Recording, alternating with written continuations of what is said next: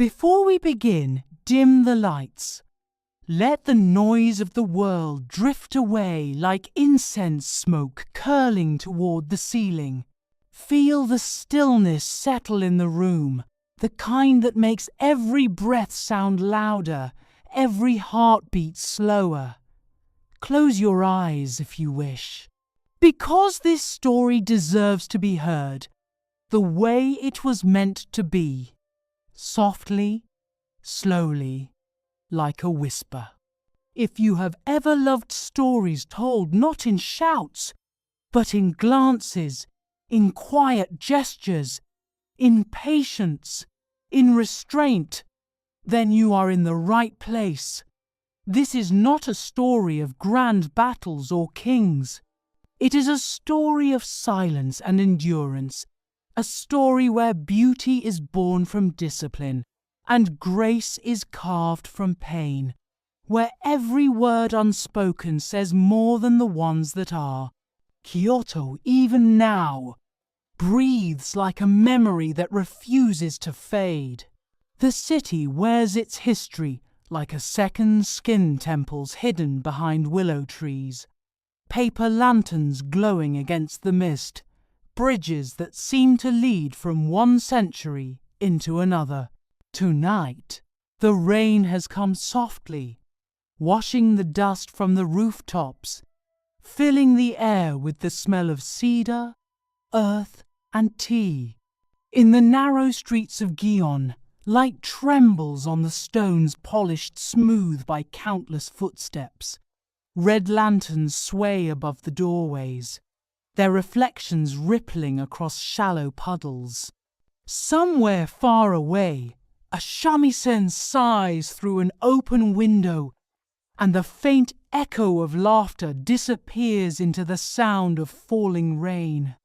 The city feels alive, yet half asleep, caught between centuries, between dream and memory.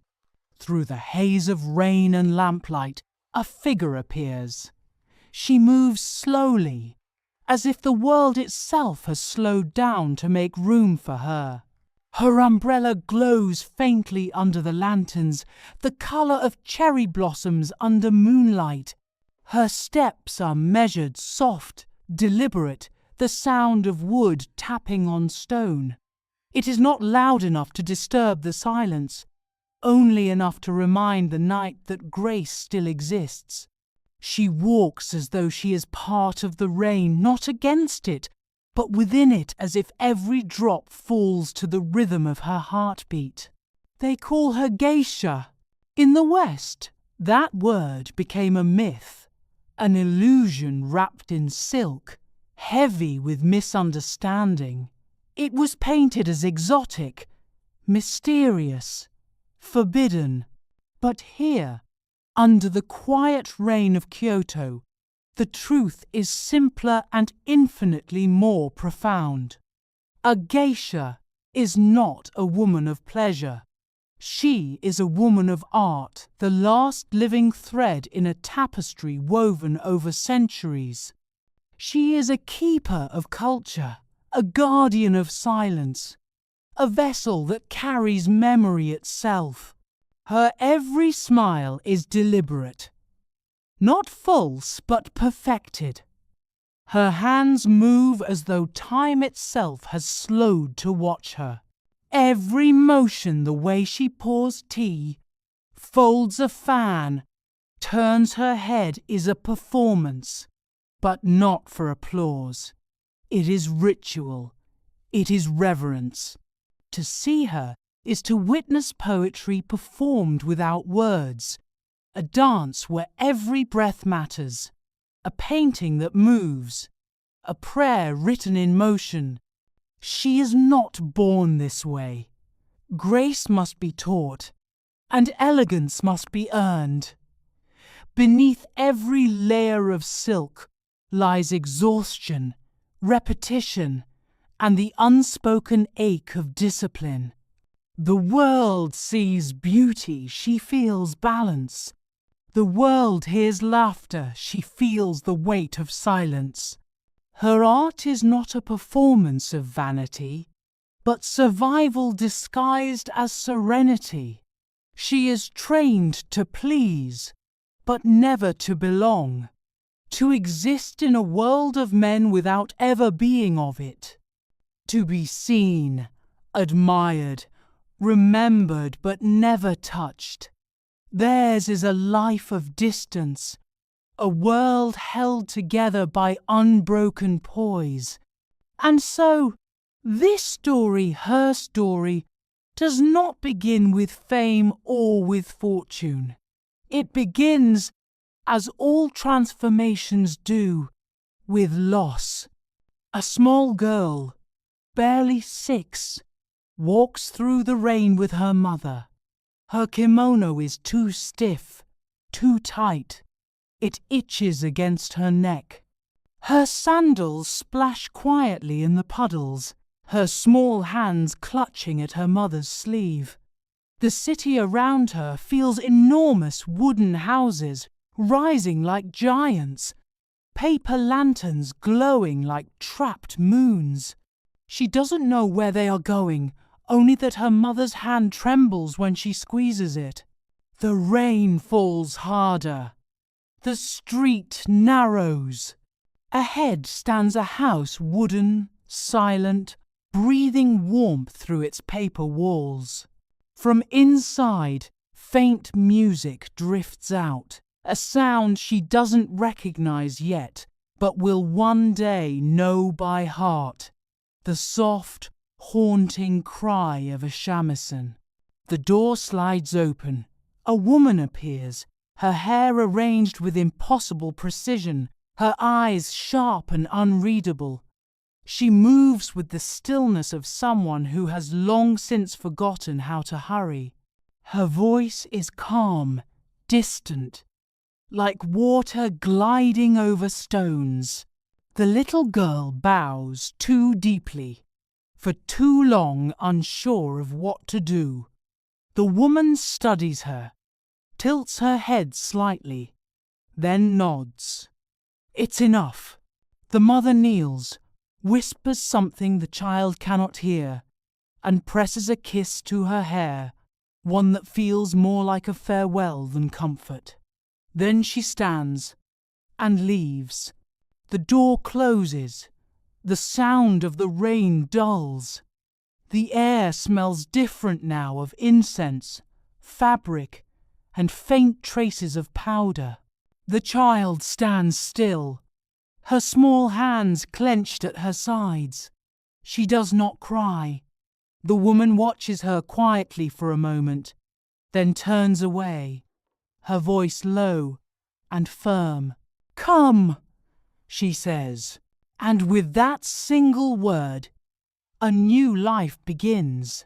From this night forward, the child will learn how to speak without speaking, how to smile while her heart trembles, how to move so that her footsteps sound like rain, soft, brief, and unforgettable.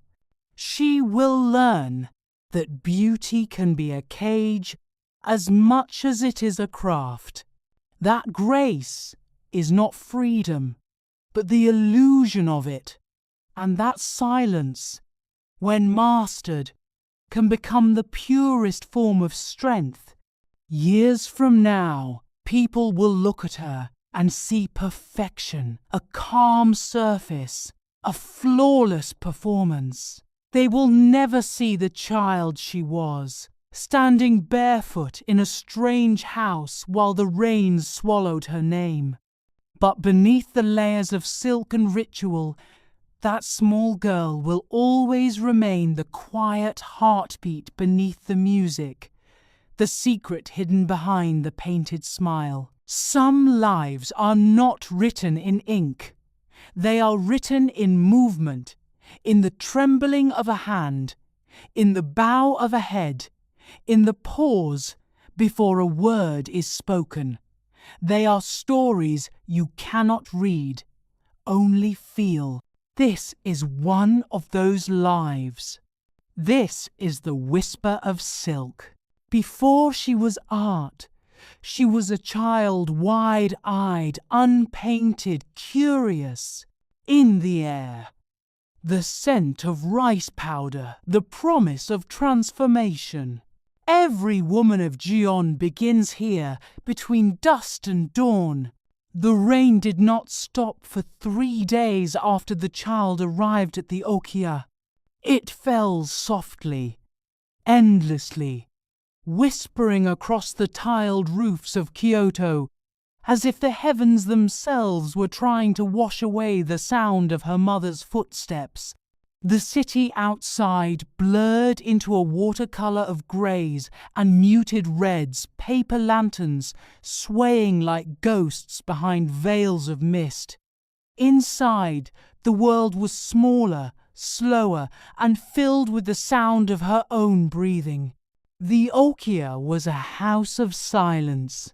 It did not shout, or hum, or welcome.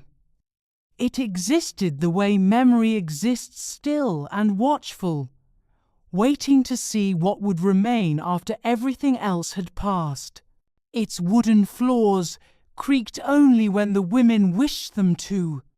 Its sliding doors opened not with sound, but with permission. Even the air seemed to hold its breath, scented faintly with charcoal, sandalwood, and the sweetness of damp silk. The child slept her first night on a thin futon laid along the hallway. She woke before dawn without knowing why, as though the house itself had nudged her awake. The paper screen beside her glowed faintly with the early light. Somewhere deeper inside, she heard a soft, deliberate rhythm, the brushing of cloth, the sigh of water poured into a basin. She sat up, disoriented. For a moment she forgot where she was, expected to hear her mother in the kitchen, the sound of rice boiling, the faint laugh from the neighbour's house, but there was nothing, only the rain. Then the door slid open. "Up," a woman said, neither unkind nor gentle, simply factual, like the way one might speak to the weather. "It's time." The child nodded without thinking. Her small hands trembled as she folded the blanket, unsure if it was allowed. The woman watched her for a long moment. She had the face of someone who smiled rarely but remembered how. "You're Shikomi now," she said. "Do you know what that means?" The girl shook her head. "It means you prepare, you clean, you watch. You don't speak unless spoken to. Everything you need to know, you'll learn by listening." Her voice carried the weight of repetition, as if she had said this to many girls before. Then she turned and walked away, her footsteps soft and precise, like punctuation in an otherwise endless sentence. The child followed. In the language of Kyoto's old quarters, Shikomi meant to ready, to prepare oneself, to become worthy of discipline. It was the first rung in a ladder that only the patient could climb. The Shikomi girls were the unseen hands of the Okiya, sweeping, polishing, fetching, folding the quiet machinery of a world that appeared effortless from the outside. To be Shikomi was to be invisible, and yet every eye was upon you. A single mistake, a misplaced slipper, a teapot filled too slowly could ripple through the house like an insult. The Okiya was not merely a home. It was an ecosystem of hierarchy and grace, held together by ritual and fear. At its center stood the Okasan, the house mother, who governed every detail from finances to gestures. Around her moved the senior geisha, the Geiko women of such composure that even silence bent politely around them. Beneath them shimmered the apprentices, the maiko, their bright kimonos and elaborate hairstyles masking years of exhaustion. And below them all, unseen, unnoticed, were the shikomi, the ones who prepared the stage for everyone else's perfection. The girl's first day was an unbroken chain of motion. She scrubbed the wooden floors until her reflection trembled in the water. She carried buckets heavier than her arms could bear. She wiped the windows, though rain still streaked them moments later. No one thanked her. No one told her she had done well. She simply continued, because stopping was unthinkable. She learned quickly that the okias spoke in gestures, not words. A glance could scold. A raised brow could dismiss. Even silence could wound. The women moved like painted shadows through the corridors, faces white as moonlight. Lips a perfect red, the faintest rustle of silk marking their passage. When they passed, she bowed until her back ached. They did not look at her. She was not yet part of their world. At night, when the lamps burned low and the house fell quiet, she sat by the small window at the end of the hall. Outside, the rain drummed softly against the paper screen. She rested her forehead on her knees and watched the flicker of a single lantern beyond the gate. Somewhere beyond that light was her mother. Somewhere beyond that rain, the world still breathed. But here, in this narrow world of silence and discipline, time felt different. It did not flow. It folded. The weeks that followed blurred into one another. Morning began before the sun, before even the temple bells stirred the city awake. The shikomi girls moved like ghosts, cleaning, carrying, bowing.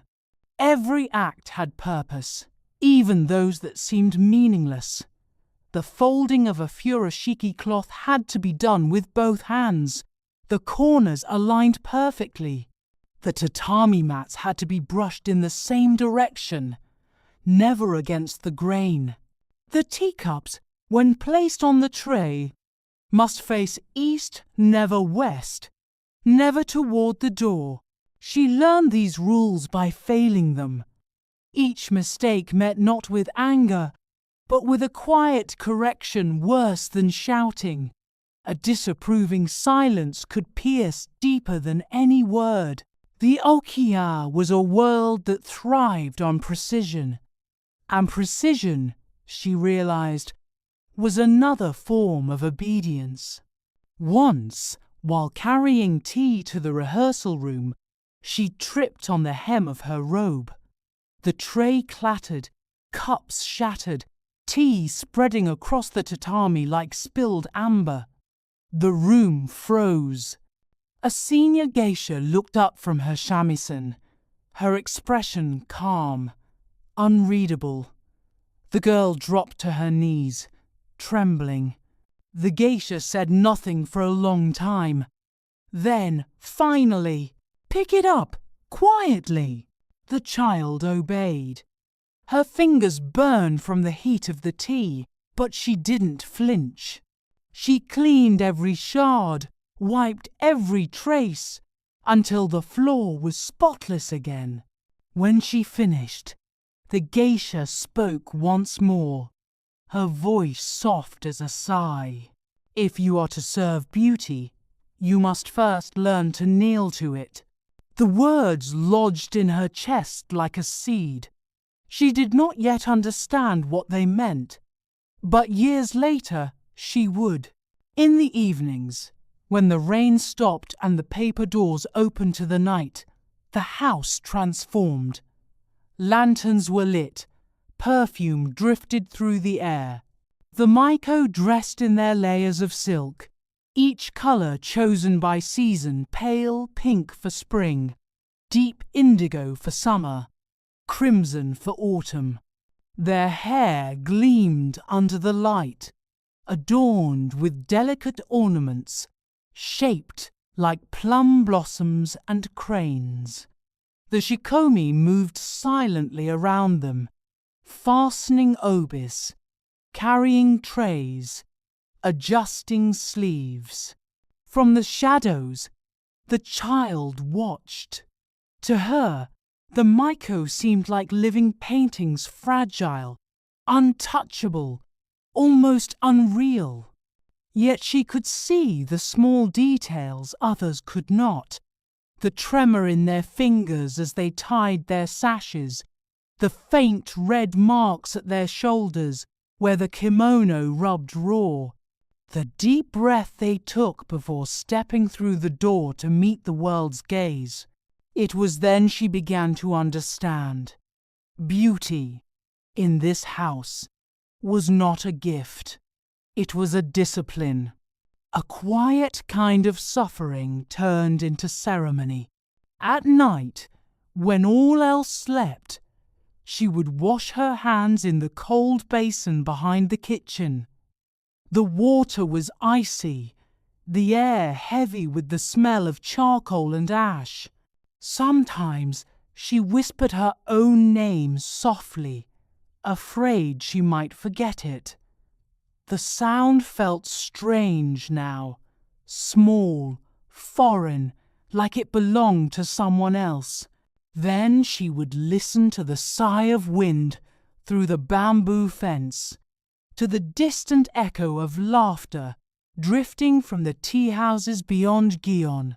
The city felt close enough to touch, yet impossibly far away. She wondered if her mother ever thought of her. She wondered if her mother had known what it meant when she let go of her hand. But she never cried. The okia did not allow tears. The second month inside the okia arrived like the faint turn of a season not marked by dates or festivals, but by the quiet recognition that she no longer waited for her mother to return. The house had absorbed her. Its stillness had found a rhythm that pulsed inside her chest. Morning light came in threads through the paper screens, spilling across the floor in pale gold. She would rise before it touched her face, fold her futon, sweep the hallway, and bow to the empty air, an instinct now, not obedience. The sound of her broom was the first sound of the day, a whisper tracing across the wood like breathing. When the others stirred, the house filled with the rustle of fabric and the low hum of women preparing themselves. From the kitchen came the smell of rice steaming. From the courtyard, the sound of water poured into basins for washing hair. Somewhere, a geisha was practicing the shamisen, her fingers striking the strings with a precision that bordered on prayer. The child listened to each sound as if it were a part of language she was learning to speak. In the world outside, girls her age were laughing somewhere, chasing kites, spilling rice from their hands and not caring. Inside the okia, laughter was measured, controlled, a sound allowed only when it could serve grace. There were moments she missed the clumsy innocence of noise, but she did not let herself dwell there. The house taught her early. Longing is a luxury. The okasan, the house mother, seldom raised her voice. She did not need to. When she entered a room, the air tightened as though the walls themselves remembered her authority. Her gaze moved like the edge of a blade, precise, efficient, never wasted. One afternoon, she called the girl into her study. "Sit." The child obeyed. folding her legs beneath her, hands resting perfectly in her lap. She dared not look up. "You've been watching," the woman said.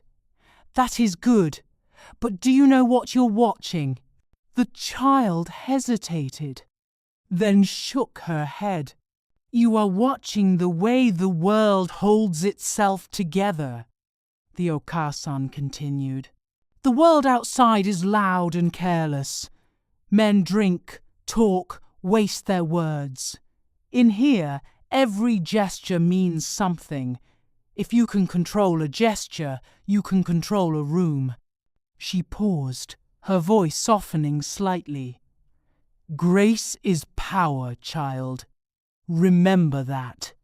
Then she dismissed her with a nod, and the conversation ended as abruptly as it began. But those words lodged in the girl's memory. Grace is power. It was a strange kind of power, one that never shouted, never demanded, but still bent the air around it. Her days unfolded with the monotony of ritual. Each task had a sequence, and each sequence had to be perfect. She learned to polish the wooden floors until they gleamed like still water. She learned to tie the thin white cords that bound the lamps, always in the same direction. She learned the difference between the way a senior geisha bowed to a patron and the way she bowed to another geisha. At first, these things seemed small. But within the okiya, small things were everything. Once, while helping prepare the tea room, she placed a cup a fraction too close to the edge of the tray. The Oka-san saw it and said quietly, "A cup at the edge will fall. A woman who forgets this will fall too." The girl blushed, whispered an apology, and corrected the mistake. It was only later that she understood what the woman meant, that life inside this world balanced itself on edges so thin, one breath of carelessness could shatter it. Evenings brought transformation. When the sun dropped behind the pagodas, lanterns flared to life one by one, painting the street outside in trembling reds and golds. The Maiko descended the stairs, their hair lacquered and gleaming, their necks powdered white, except for two delicate stripes left bare, the mark of allure. The girl helped fasten their sashes, her fingers careful not to touch skin. The silk was heavy and fragrant, cool under her hands. As she worked, she listened to their murmured conversations, fragments of songs, gossip about patrons, laughter tinged with fatigue. "Smile wider tonight," one of them said to another. "The new guest likes laughter. He likes being agreed with," another replied, her tone dry. Then they slipped out into the night, their sandals tapping in unison, leaving behind the scent of perfume and the faint vibration of their absence. When the door closed, the house exhaled again, empty but for the quiet tasks that continued in their wake. The child would return to her cleaning, tracing her reflection in the polished floor, imagining herself older, painted, graceful, wondering what kind of smile she would be asked to wear. Time was a blur, measured by chores and seasons. Spring brought the sound of bamboo dripping after rain. Summer carried the weight of heat and the sharp sweetness of shaved ice shared secretly with other shikomi in the kitchen. Autumn stained the maple leaves crimson, their colour reflected in the kimonos hung to dry along the veranda. Winter was hardest, the cold seeping through the wooden walls, the water in the basins biting like needles. But through all of it, the girl began to change. Her body learned the language her tongue could not speak. Her steps grew quieter, her back straighter. She no longer stumbled under the weight of buckets. She no longer hesitated when someone looked her way. The Okiya had begun to sculpt her, not with kindness, but with precision. One evening, as she knelt by the doorway polishing a tray, she heard laughter, not the restrained kind of the Okiya, but real, unguarded laughter. Curious, she turned her head just enough to see. In the courtyard, an older Maiko was teaching a younger one how to balance on wooden sandals. The younger girl wobbled, arms flailing. The older caught her by the sleeve, laughing again, her painted lips breaking into something almost human. For a moment, the child forgot herself and smiled. The sound of laughter unapproved. Spontaneous felt like a forgotten song. Then the Okasan's voice cut through the air. "What are you staring at?" The child bowed low. "Forgive me." Silence. Then a sigh more tired than angry. "There is nothing to envy in that," the Okasan said. "Only work you cannot yet see." When she looked up again, the courtyard was empty. Later that night, she lay awake listening to the house breathe. The rain had returned a soft rhythm on the roof. She counted the drops until she lost count. In the darkness, she remembered her mother's hand, the warmth of it, the way it had trembled that last day. She wanted to believe her mother had cried after she left. She wanted to believe someone missed her, but the memory was fading. It frightened her how quickly love could become faint, like perfume in the air after someone has gone. To survive here, she realized she would have to forget softness. Outside, a wind stirred the bamboo fence, and the sound of rain thickened. The Okiya slept. The girl closed her eyes and whispered silently to herself, not a prayer, not a plea, but a promise. "I will learn," she thought. "I will become what they see when they look at me. I will be Grace." She did not know yet what grace would cost her. By her 3rd month in the Okiya, the girl no longer counted days. Time had melted into a single, endless rhythm, the quiet chorus of sweeping, bowing, serving, and silence. Each dawn, when the pale light seeped through the paper walls, she rose without being told. The act of obedience had become its own pulse, as natural as breath. But something inside her had begun to change. The stillness that once felt heavy now felt safe. She found comfort in repetition, in the exactness of movement, in the small perfections others overlook. The Okiya was no longer strange. It was a world with its own logic, a world where beauty was not an accident, but a calculation. The Okasan once said, "Grace is power." Now the girl was beginning to understand what that meant.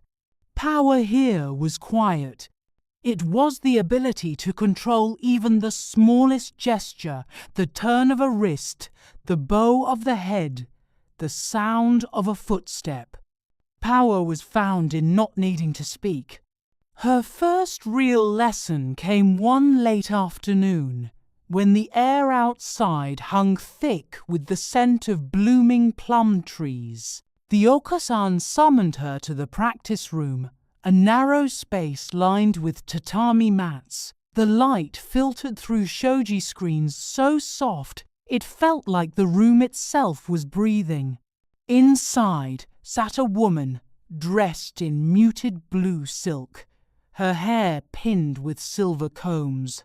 She was a senior geisha, a geiko, one of the most respected in the district. Her posture was flawless, her expression unreadable. "This one watches well," the okasan said. "Teach her to bow." The woman nodded once, and the lesson began. The girl knelt on the tatami, back straight, hands resting on her thighs. Her knees ached almost immediately. The geiko said nothing at first, only watched her with calm eyes. Then she spoke. "To bow," she said, "is to erase yourself. It is not about lowering your head, it is about softening your heart." "Oh!" The girl hesitated, not sure how one softened a heart. But she tried again, bending deeper, slower, feeling the pull in her spine. "Too mechanical," the woman said. "Do it as though you mean it."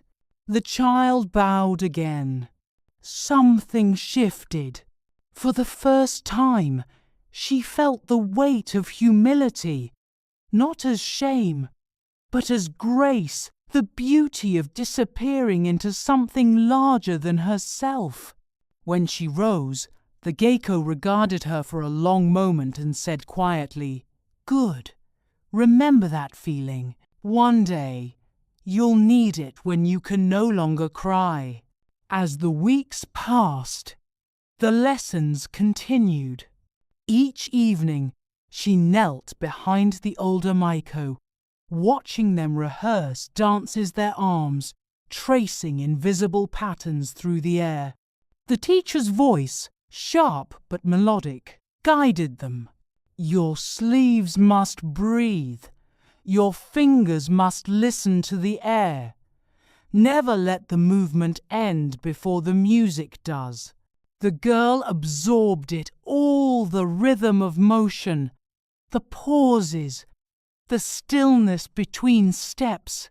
Sometimes, when no one was watching, she would mimic the gestures alone in the hallway. Small, careful movements, her sleeves whispering like wings. She found she loved the quiet discipline of it. In a world where nothing belonged to her, not her name, not her future, not even her laughter movement was the one thing that did. And slowly, the boundary between herself and the house began to blur. Her body was no longer her own. It was the Okia's instrument. Her breath, her pace, her silence all tuned to its rhythm. One night, after a long day of cleaning, she carried a tray of sake cups into the guest room. A senior geisha sat inside, entertaining 2 patrons. The men laughed softly, their words blurred by drink, while the woman poured sake with an elegance that made even their clumsiness seem dignified. "Pour here, child," the geisha said without looking. The girl knelt, her hands steady, her eyes lowered. She poured slowly, the amber liquid trembling but never spilling. When she finished, the geisha glanced at her and smiled faintly. "Do you know what makes this beautiful?" she asked. The girl shook her head. "It's not the sake," the woman said. "It's the pause before it touches the cup." The child thought about that long after she left the room, about the pause, the breath before action, the space that made beauty possible. She began to notice pauses everywhere, in the way a door slid open, in the second before music began, in the silence between raindrops. It was there, in those pauses, that the house seemed most alive. By the time summer arrived, she had forgotten what her own laughter sounded like, not out of sadness, but because it no longer had a place here. Every emotion had been trained into quietness. Even joy had to bow before grace. Yet, deep within that silence, she began to sense something powerful, a calm strength that lived in restraint. The same stillness she once feared had become a refuge. It wrapped around her like silk. The Oka-san noticed. "You've stopped resisting," she said one morning, her tone unreadable. The girl bowed her head. "I want to learn." "You are learning," the woman replied. "The house is teaching you. It always does." Then she added, more softly, "If you wish to become a geisha, you must first become a shadow. Only a shadow understands the light." The girl didn't yet know what that meant, but she carried those words with her for years, turning them over in her mind like a prayer. As the cicadas began to sing in the late summer heat, her tasks grew lighter. The Oka-san had begun to trust her. She was allowed to prepare the tea sets, to deliver messages, to sit quietly in the corner of the practice room during rehearsals. Each time she entered that room, she felt the pulse of the art that ruled her world. The geisha and Maiko moved like waves, their sleeves flowing, their faces serene. The sound of the shamisen filled the air, 3 notes, repeated again and again, until they became something eternal. It was then she realized this was not mere performance, it was devotion. Every bow, every sip, every glance was a form of worship, not to gods, but to beauty itself. And beauty, she understood now, demanded everything. Sometimes, after everyone had gone to bed, she would sneak into the empty practice room.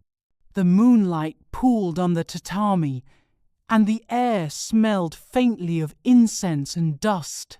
She would kneel there and move her hands through the air, as she had seen the Maiko do, slow, deliberate, soundless.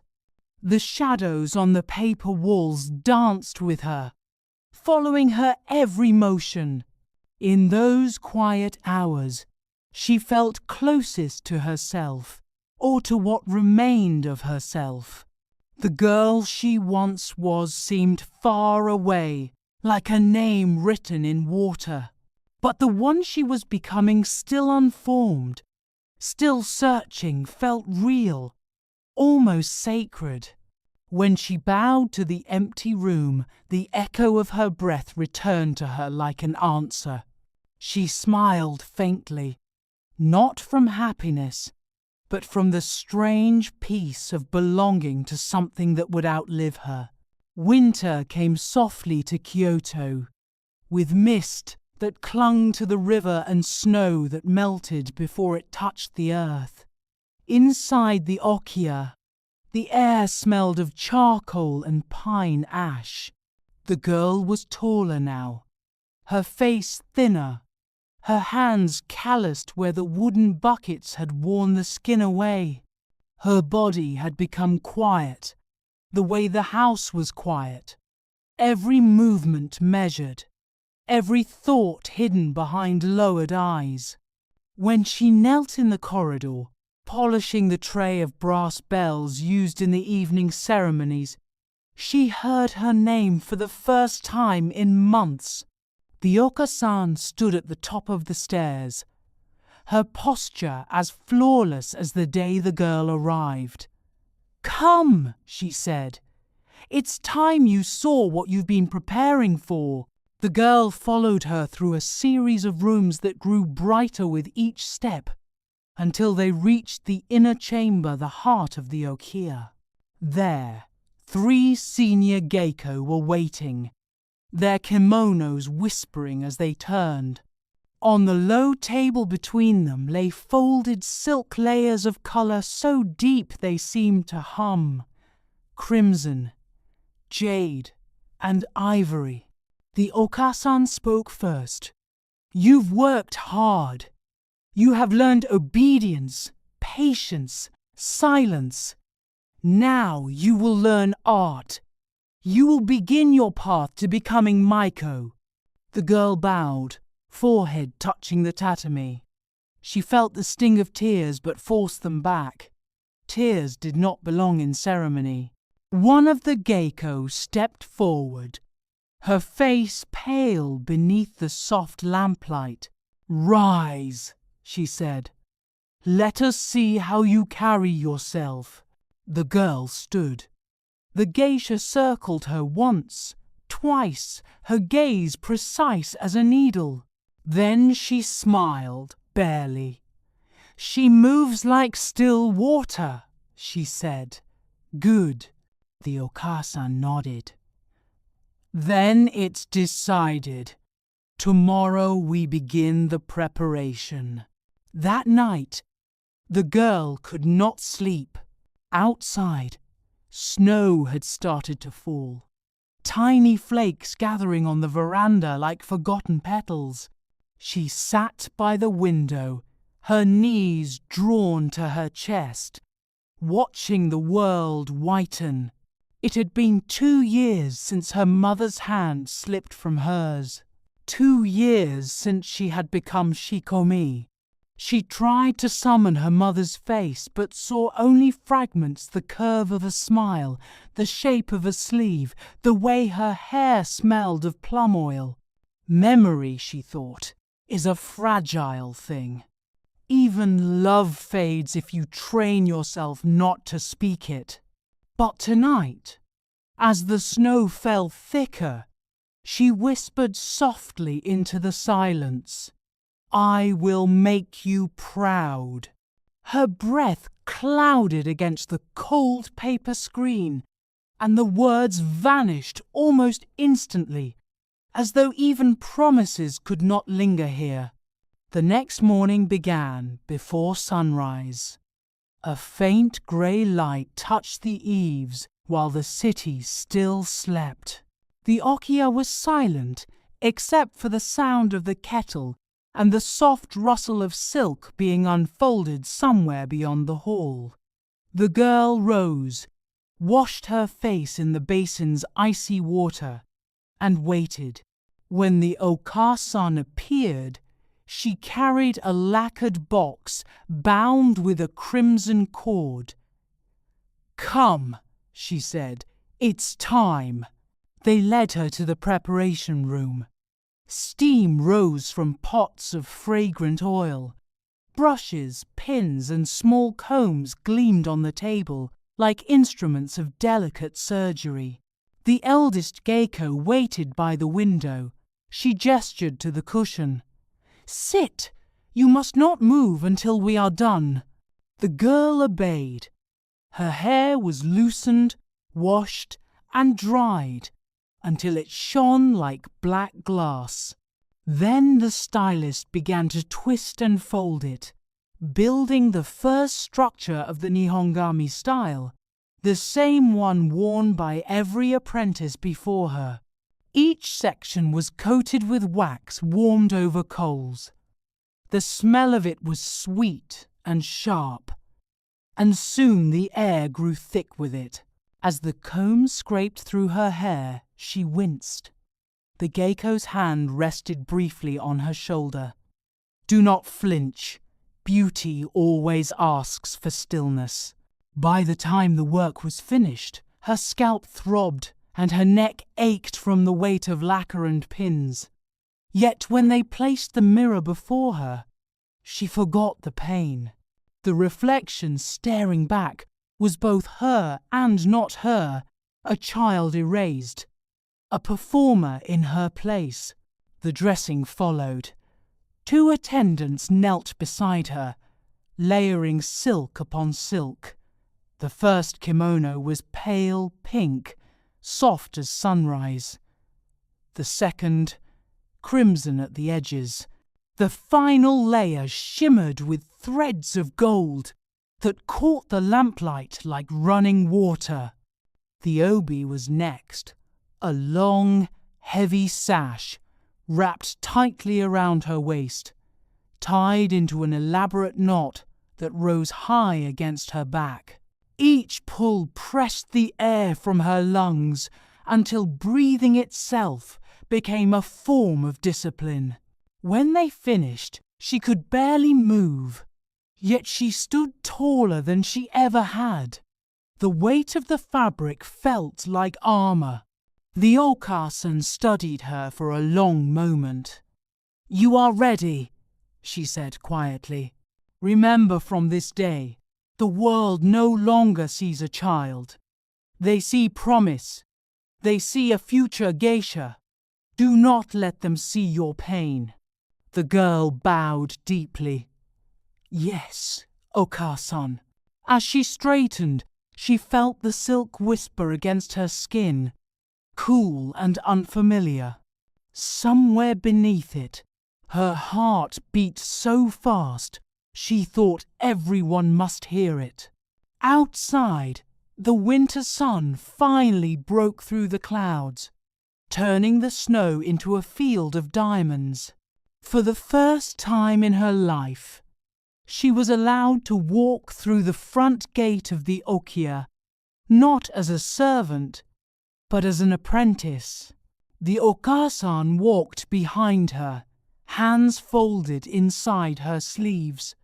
"Do not look down," she said softly.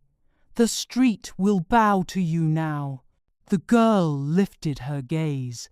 The air was cold enough to sting, but the city felt new, sharper, brighter, alive with sound. Merchants called to each other.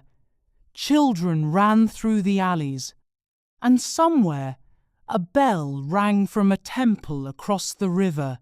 Her wooden sandals clicked against the stone in perfect rhythm. Each step echoed like punctuation, a quiet declaration that the little Shikomi was gone. That evening, she sat alone in her room, unable to remove the layers by herself.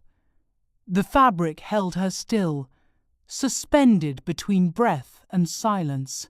Through the thin wall, she could hear the faint notes of a shamisen, drifting from the practice hall, the same melody she had listened to so many nights while scrubbing floors. She closed her eyes and imagined her future. The performances, the dances, the nights of laughter that were never quite hers. It frightened her, but it thrilled her too. In the courtyard below, snow began to fall again, slow, deliberate flakes that landed on the dark stones and melted away. She thought of what the Okasan had once said, "Only a shadow understands the light." And as the music faded into silence, she whispered to the night, "Then let me be the shadow that endures." The day of her debut began in silence. The city outside was still half asleep, its roofs dusted with thin frost. Inside the Okiya, however, the air was electric. Incense burned in small bronze bowls, curling smoke toward the beams. Paper lanterns flickered with the same nervous energy that pulsed inside her chest. Her hair was retouched, lacquered until it gleamed like a black mirror. Her face was painted white, layer upon layer, until she no longer recognized the skin beneath it. Her eyes were lined in crimson and ink. Her lips shaped into a small red bow. When she looked into the mirror, she saw both beauty and absence. The girl who used to scrub floors had vanished. In her place stood a creature of ritual. The Oka-san entered quietly. In her hands she carried a small wooden tablet wrapped in silk. "Today," she said, "you will receive your Maiko name. A name is a bridge between what you were and what you must become. Take it with care." She unwrapped the tablet and revealed the calligraphy, the brushstrokes bold yet tender. "From this moment," the Oka-san said, "you are Miyakoha, the leaf of the capital, a name that bends but never breaks." Miyakoha repeated it under her breath. The sound felt foreign, fragile, but full of promise. She bowed, pressing her forehead to the tatami. "Thank you, Oka-san." That evening, the ceremonial hall glowed with lantern light. Guests were arriving: merchants, poets, patrons, men who spoke softly and smiled behind fans. The air was thick with perfume and sake. Miyakoha waited behind the screen with 3 senior Maiko. Her hands trembled slightly, hidden in her sleeves. One of the older girls leaned close and whispered, "Breathe. The first step is always the hardest. After that, you become the music." "Oh!" The shamisen began a single note drawn out until it quivered. Then another. The curtain slid open. She stepped forward. The world fell away. There was only rhythm, the slow dip of her head, the sweep of silk, the rise of her hand tracing invisible circles in the air. The room glowed, blurred, became something sacred. Each movement felt suspended between effort and surrender. When the music ended, she bowed deeply, the weight of her kimono anchoring her to the earth. For a heartbeat, there was only silence. Then the room erupted in soft applause, the rustle of sleeves, the polite murmur of approval. She did not smile, she did not dare. But inside, something unfurled, not pride exactly, but recognition. She had crossed a threshold. Later, back in her room, the makeup still on her face, she sat before the mirror again. Candlelight flickered against her features, casting her reflection into fragments. She whispered her new name once more, Miyakoha. It felt like the beginning of a life and the funeral of another. For a long while she watched the flame in silence, until it blurred through her tears. She wiped them quickly. Tears were not graceful, but one drop slid onto her lip, leaving a faint trace in the white paint. Outside, a bell tolled from the temple across the river. With each chime, she imagined the sound sweeping through the streets of Kyoto, carrying her old self away. When the final tone faded, she bowed to her reflection and murmured, "Goodbye." Night fell over Kyoto like a sigh. The streets shimmered after rain, lanterns floating above the wet stone like captured moons. From every tea house came the faint hum of shamisen strings and laughter wrapped in silk. Miyakoha stood at the threshold of the Okiya, the world beyond waiting, in red and gold. Her Okubo sandals felt impossibly tall beneath her, her new kimono heavy as a vow. The Oka-san adjusted the sleeve one last time and said quietly, "Walk slowly. The street will remember how you move." Then she slid open the door. The first step was sound. Clop, clop, clop. The wooden sandals struck the stones, steady, deliberate, announcing her presence to anyone who cared to listen. Children turned to stare. Old men paused mid-conversation. The scent of grilled fish mingled with winter air and smoke. She passed under banners painted with calligraphy, through the narrow lanes of Gion where paper lamps swayed like breathing hearts. Each light touched her face for a moment before giving her back to shadow. Inside the tea house, the rooms were soft with gold light and low laughter. The Maiko bowed in greeting. Her movements were rehearsed, perfect. She poured sake, arranged flowers, laughed at the proper moments. But her eyes kept drifting to the window, where snow had begun to fall again beyond the paper screens. The world outside seemed distant, like another lifetime she had once imagined. She realized she would never walk there again as herself, only as the echo of this role, this name. One of the older geiko leaned close and whispered, "This is your first night.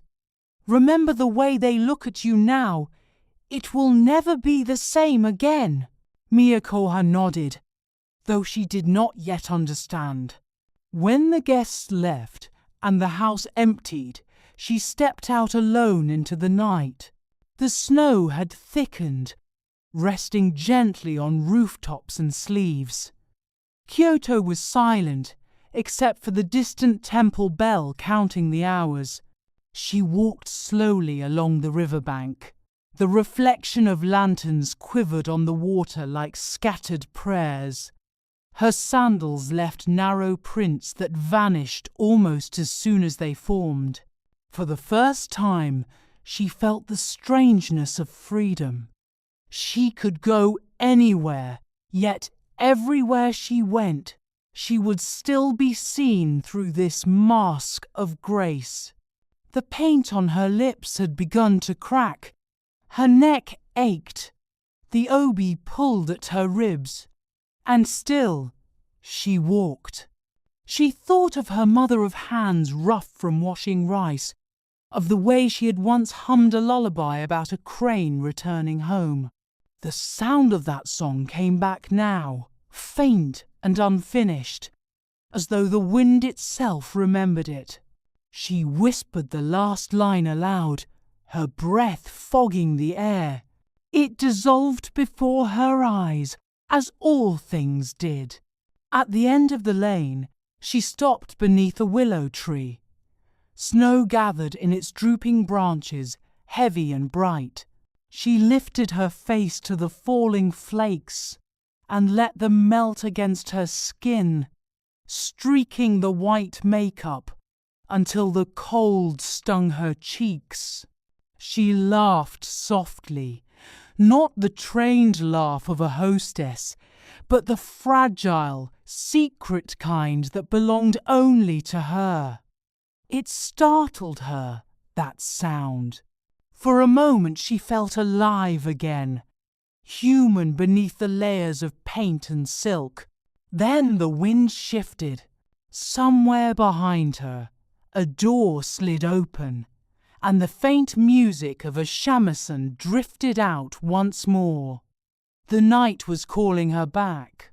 Miyakoha turned, took one last breath of the open air, and walked toward the light. Inside, the Okasan waited by the entryway. She said nothing as the girl removed her sandals and knelt. Instead, she reached out, brushing a snowflake from Miyakoha's hair. "Well done," she murmured. "You have crossed the threshold." Miyakoha bowed deeply, her forehead against the tatami. "Thank you," she whispered. Outside, the snow kept falling, erasing footprints, softening sound. Inside, the lanterns burned low, their light trembling like memory. And so ended the first chapter of her life, The last night she would ever belong to herself. The first night she would belong to art. She closed her eyes and listened to the silence between the shamisen notes, the silence that had always been her truest teacher. It sounded, she thought, like grace. The house breathes before dawn. The girls sleep. The walls listen. In stillness, grace begins to take shape, not taught, but absorbed. Spring returned to Kyoto with the scent of plum blossoms and the slow thaw of river ice. The snow that had blanketed the rooftops only weeks before was gone, replaced by drifting petals that clung to the wet stones like pale ghosts. For Miyakoha, this season felt both familiar and foreign. She had worn the weight of her new name for months now, and the sound of it no longer startled her. But inside, she still felt like a shadow walking through someone else's dream. Each morning began before sunrise. The house stirred with ritual the creak of wooden floors, the soft clink of porcelain bowls, the distant hum of a shamisen being tuned. She rose, washed, dressed, and knelt in the practice room before her teachers arrived.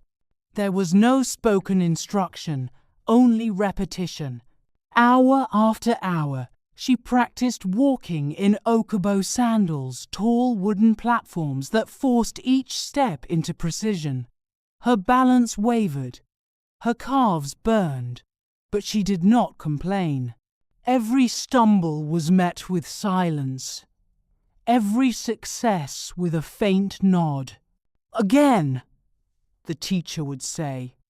And again she walked across the tatami, turning, bowing, gliding until her legs no longer belonged to her but to the rhythm of the house. By afternoon, she trained in posture. Kneeling in Caesar for hours, she learned to keep her spine straight even as her legs numbed and her feet tingled with pain. The teacher circled like a quiet storm, her fan-tapping shoulders that drooped. "You must sit as if your bones remember the line of heaven," she said. "Grace is not what you add, it's what you remove tension, impulse, pride." Sometimes the pain blurred her vision. She would close her eyes and imagine her body dissolving, becoming weightless, untouchable. It was there, in that strange in-between space, that she discovered the truth of her art. Beauty demanded disappearance. Evenings brought music. The shamisen rested across her lap, cold and smooth. Her fingers bled at first. The strings bit into her skin. The teacher, an older geiko with kind eyes, watched quietly before saying, "Your hand is too tense. You're trying to control the sound. Let it breathe." Miyakoha loosened her grip and tried again. The note that followed was imperfect, trembling, but it carried something alive. The teacher smiled faintly. "There, that is the beginning." Ah! When the lessons ended, she lingered, touching the instrument's strings as though they might reveal some hidden truth. The vibrations stayed in her fingertips long after the room had gone silent. The days blurred. Training was relentless, an endless cycle of movement, music, etiquette, and stillness. She no longer counted time by hours, but by tasks. How many times she bowed, how many steps she could take without faltering, how many smiles she could hold before her face began to ache. At night, she collapsed onto her futon, muscles trembling, mind humming with fragments of melodies. Sometimes, just before sleep, She heard the city outside laughter, carts rolling, the faint echo of a festival drum, and wondered what it might feel like to walk among those sounds as herself, without silk, without masks. But the thought passed quickly.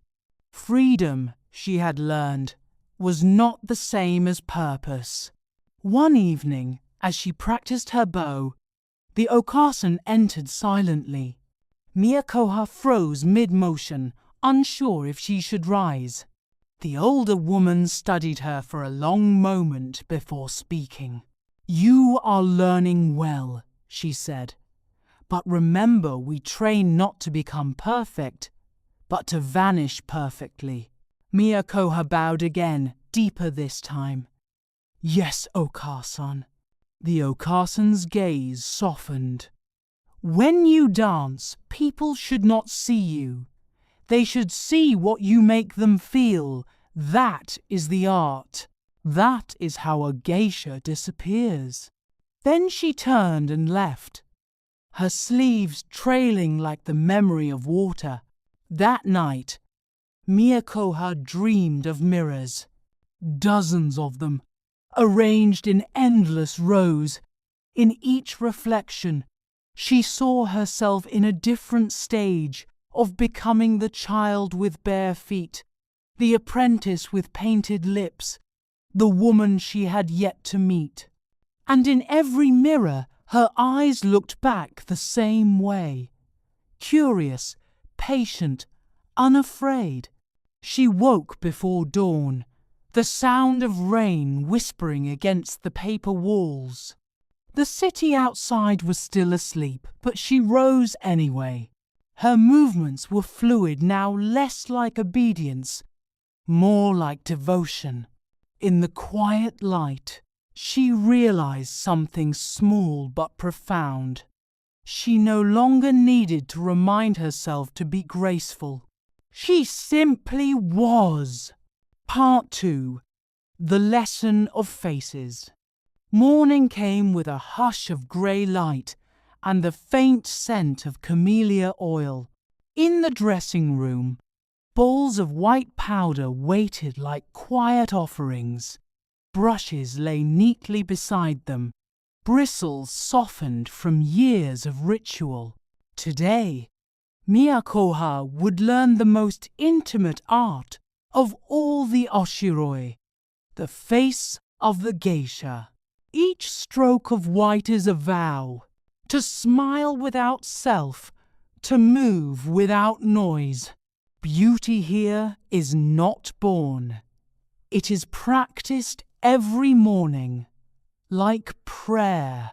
The teacher, an older woman whose eyes had seen decades of painted dawns, spoke softly as she ground the rice powder into a paste. "Makeup is not decoration," she said. "It is a mask, yes, but also a prayer. It hides nothing from the gods, only from men." She dipped the brush into the white and touched it to Miyakoha's cheek. The first stroke was cool, startling. The second, gentler. Slowly, the girl's skin disappeared beneath a film of porcelain. "You must learn where to stop," the teacher murmured. "Too much, and you look dead. Too little, and the illusion breaks. Beauty lives between breath and stillness." Miyakoha nodded. She felt the brush slide across her neck, down to her collarbones, leaving only 2 thin stripes of bare skin at the nape, the mark of a geisha. The teacher saw her glance at the mirror. "Those 2 lines," she said, "remind men that you are human beneath the paint. The rest reminds them that they cannot touch what they see." Next came the eyes. A mixture of crushed pigment and oil painted thin red lines at the corners, a whisper of warmth amid the white. Black followed, framing her gaze in deliberate restraint. When the teacher drew the red bow of her lips, She paused halfway. Only the lower lip for now. A Maiko must not yet speak with a full mouth. She smiled faintly. The world is not ready for all your words. The laughter that escaped Miyakoha was soft, trembling. It startled even her. The sound seemed to hover between the two women, then dissolve like steam. When the work was finished, the mirror revealed a stranger, pale, luminous, unblinking. The paint blurred the edges of self until there was only poise. Remember, the teacher said, you do not wear the face wears you. Later that night, she sat with the other apprentices in the lamplight, each of them glowing faintly, like spirits caught between worlds. They practiced smiles in silence, tiny shifts of the mouth, measured tilts of the head. Every gesture had meaning. A half-lowered gaze could say humility. A breath before laughter could say invitation. A still hand could say refusal. The lesson was endless. To be a geisha was to translate emotion into movement so precise that no word was ever needed. And yet, as Miyakoha watched the others, she felt something fragile inside her. When did expression become concealment? When did grace begin to feel like armor? Later, alone, she leaned close to the mirror. The paint had begun to crack near her lips. Beneath it, her real skin peeked through, flushed, alive. For a moment she imagined peeling it all away. The white, the red, the careful artifice, and walking into the street barefaced, breathing cold air without fear of being seen. But she didn't. Instead, she dipped her fingers into the bowl of rice powder and traced a small crescent moon on the mirror's surface. Her reflection shimmered behind it, ghostly and beautiful. "This is what I chose," she whispered. "This is how I will survive." The candle burned low beside her, trembling in its cup. Outside, the rain began again, steady and patient. She listened to it for a long time, her painted face glowing faintly in the dark half-dream, half-devotion, wholly unseen. Morning came with a hush of grey light and the faint scent of camellia oil. In the dressing room, bowls of white powder waited like quiet offerings. Brushes lay neatly beside them, bristles softened from years of ritual.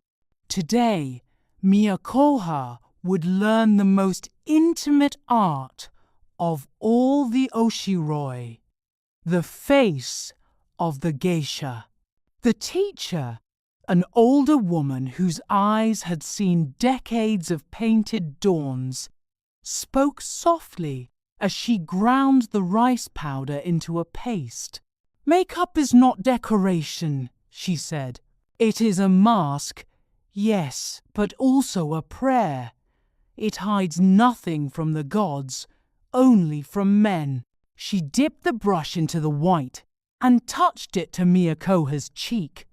The first stroke was cool, startling. The second, gentler. Slowly, the girl's skin disappeared beneath a film of porcelain. "You must learn where to stop," the teacher murmured. "Too much, and you look dead. Too little, and the illusion breaks. Beauty lives between breath and stillness." Miyakoha nodded. She felt the brush slide across her neck, down to her collarbones, leaving only 2 thin stripes of bare skin at the nape, the mark of a geisha. The teacher saw her glance at the mirror. "Those 2 lines," she said.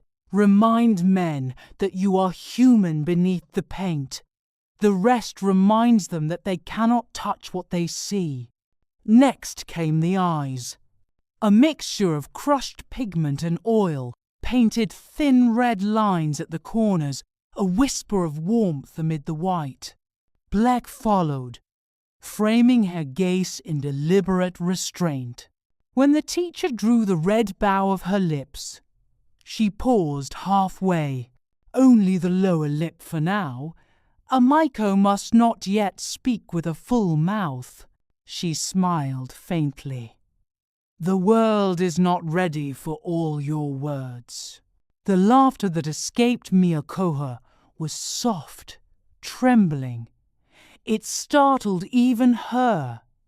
The sound seemed to hover between the two women, then dissolve like steam. When the work was finished, the mirror revealed a stranger, pale, luminous, unblinking. The paint blurred the edges of self until there was only poise. Remember, the teacher said, you do not wear the face wears you. Later that night, she sat with the other apprentices in the lamplight, each of them glowing faintly, like spirits caught between worlds. They practiced smiles in silence, tiny shifts of the mouth, measured tilts of the head.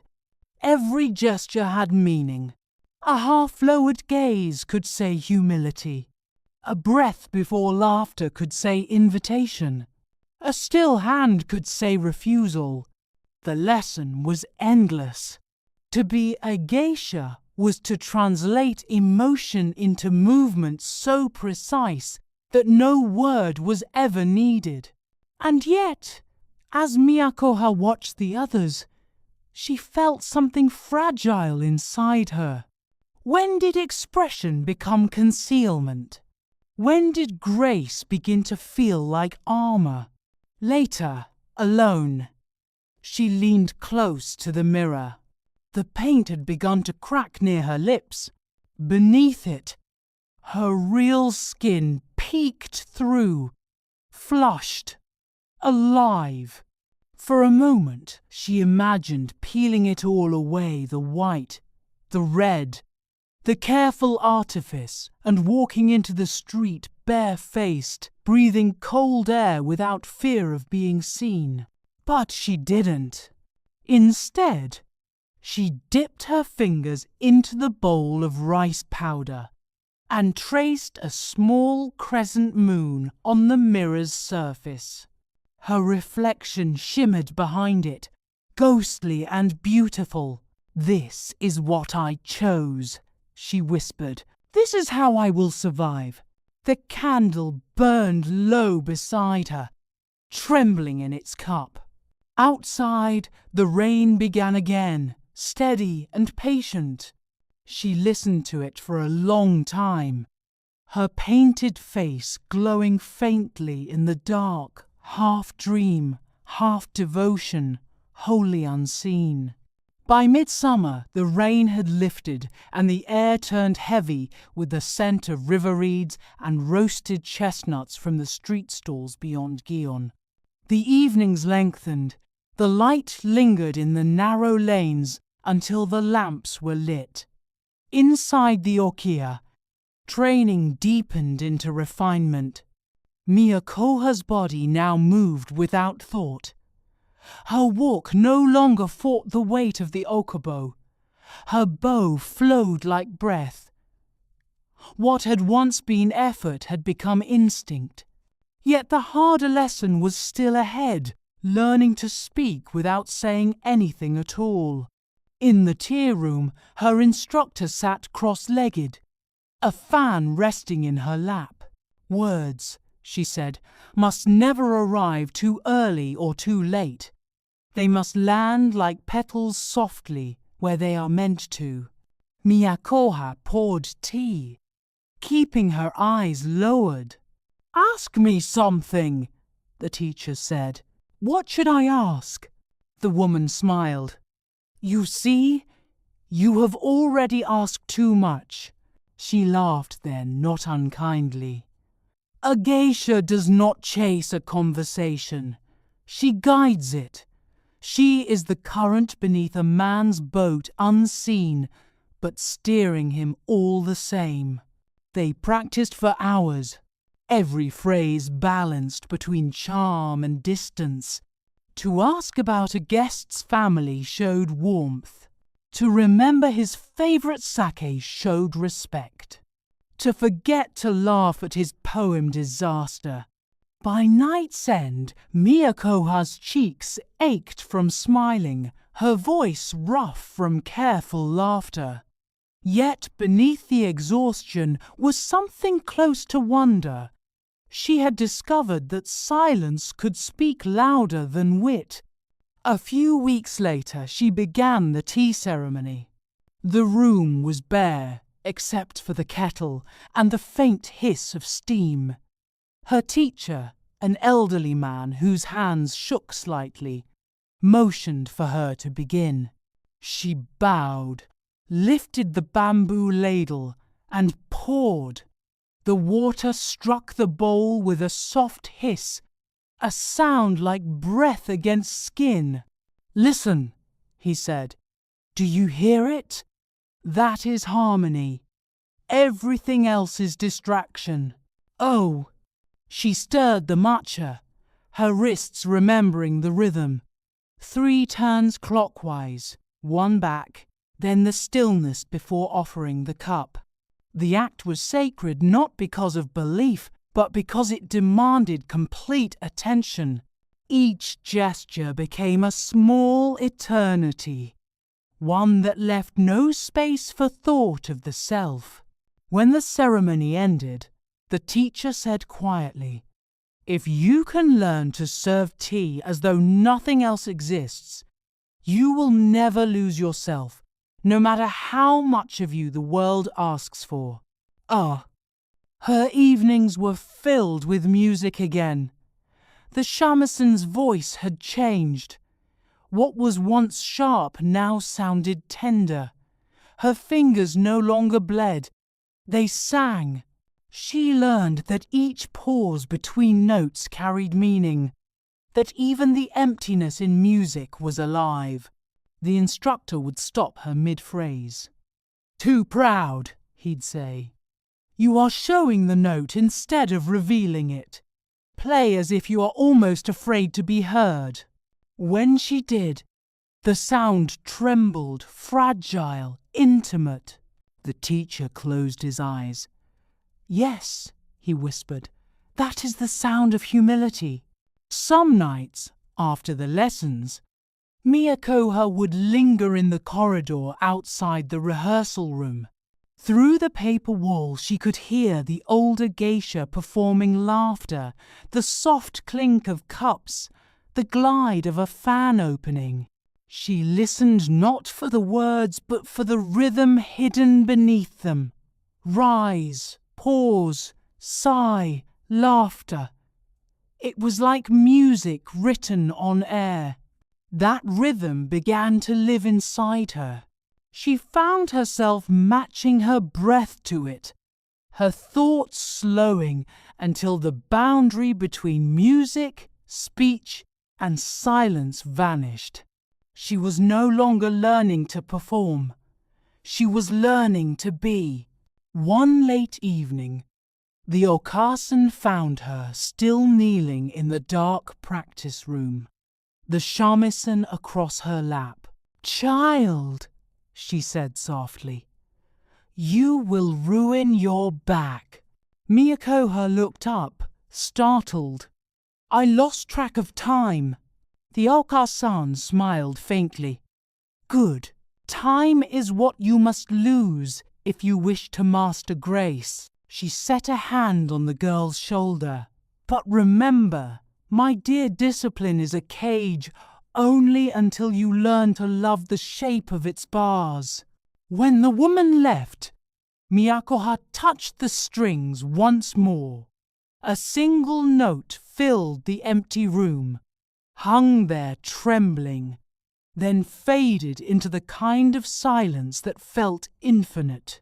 She sat perfectly still until it vanished, and when it did, she realized she had not simply been playing music, she had become it. Autumn slipped into Kyoto like a whisper. The air turned sharp, the river slowed, and the lanterns of Gion glowed earlier each evening, their light trembling on the water. Within the Okiya, Miyako's life unfolded with the still precision of a ritual that had forgotten its beginning. She was performing now small gatherings first, then the more discerning salons where every gesture was weighed like gold dust. Her teachers watched from the edges of the room, their eyes unreadable. When she bowed at the end of a dance, no one clapped loudly. The sound that followed was softer, polite, and distant. Praise here was measured in silence, not in noise. After each performance, she felt suspended, as if she had left her body behind on the tatami, still bowing.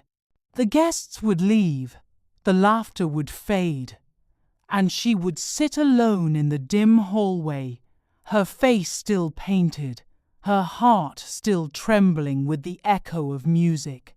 The world expected grace. It never asked whether grace could feel lonely.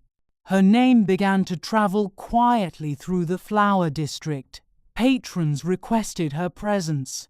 Poems were written about the way she poured tea, the way her sleeves brushed the floor like wind over reeds.